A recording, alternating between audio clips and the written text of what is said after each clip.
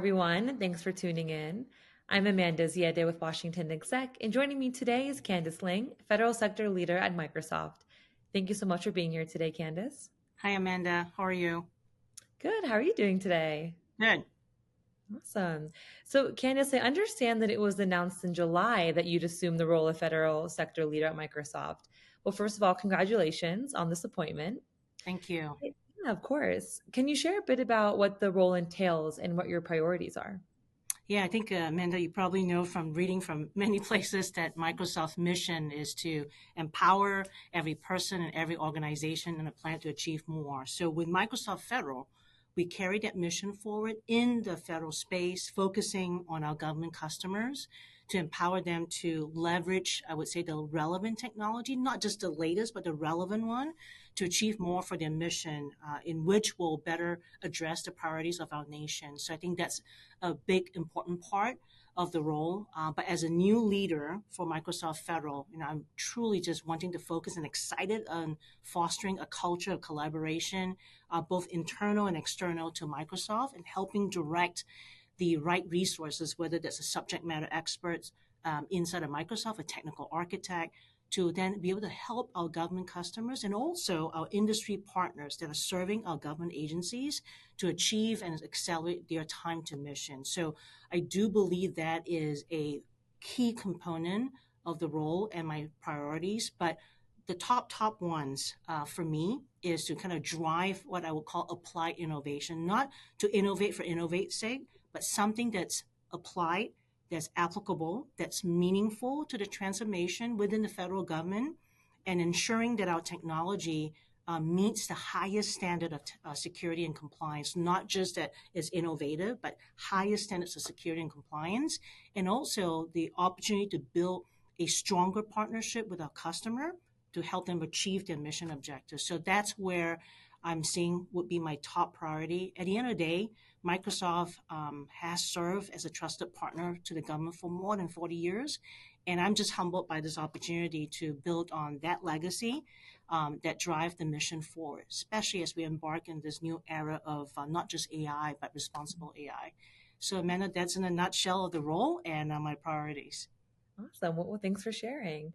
So, Candace, tell us a bit about yourself. How have your previous roles and experiences helped prepare you for this role? Oh gosh, I think it's been 5 years now, maybe slightly more. So I joined in 2018, September, and I came from CGI, which was a partner of Microsoft. It still is. So I joined Microsoft, sent my whole family and myself to Asia as the regional public sector lead in Asia. And over those years, whether it was a regional public sector lead and also another role that I had, which was the COO for U.S. regulated industry, which covers not just public sector, it's federal, state and local, education, healthcare, and financial services. So with those roles, I was able to get very close to the Microsoft Federal team. And also at the same time, before this Microsoft Federal lead role, I was also the civilian operating unit leader at Microsoft. So I have been in this public sector space for a long time. It's been, over 25 years in the IT industry and had the opportunity to look at serving in the public and private sector across a range of industries. And one common theme, as I mentioned earlier, through this role is the need for trust. And I see this key part of my role as a head of Microsoft Federal to continue to build and maintain that trust with our federal government customers and industry partners, right? It's not just a one and done thing. It is truly something that I would say you got to be building and earn over time, and is foundational in any partnership relationship that I would have, whether that's with the industry partner or with the federal government. All right, makes sense. Well, thanks for sharing a bit about your background. So, what are some of the federal government's top innovation challenges, and how do you hope to help them overcome those challenges in this role? This is a discussion and conversation for every paper and every meeting with a customer, right? So some of the top innovation challenges faced by the federal government, I would say, include, as always, modernizing their legacy IT systems, right? Improving their cybersecurity stance, right? Their posture, And then also just kind of thinking about how can I leverage some of the emerging technologies like AI that I talk about, high performance computing, cloud computing, if you can put it that way, to allow for what I would call meaningful insights and faster decision making, right? And that's important. I do think those are the challenges.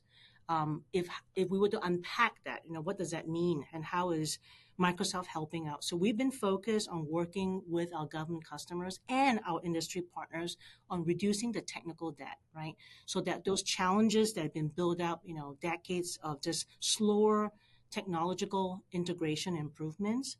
So an important example, let's kind of unpack that a little bit. So think about it like the practice of firefighting, right? With the Forest Service, with the USDA, even with NOAA, that the practice of firefighting, which we all know is a daunting escalation of wildfires. We've seen that not just with Canada, we see that in Hawaii recently. So all of that. So how then can we allow and provide that help to the firefighters, providing them real-time data, especially trying to figure out how can that happen when connectivity is not there. So for Microsoft, what we had done was look at this as a challenge of saying, hey, there's satellite connectivity bolstered by the edge of computing to allow for the firefighters then and then to have the capability of real-time information, right? And be able to kind of predict where the spread of the fire is. That's the kind of thing we were doing. Because if we don't base it on mission, then the technology is not applicable and it's not meaningful. So to me, that's the kind of thing that we're looking at and overcoming those challenges of technical debt. Sure.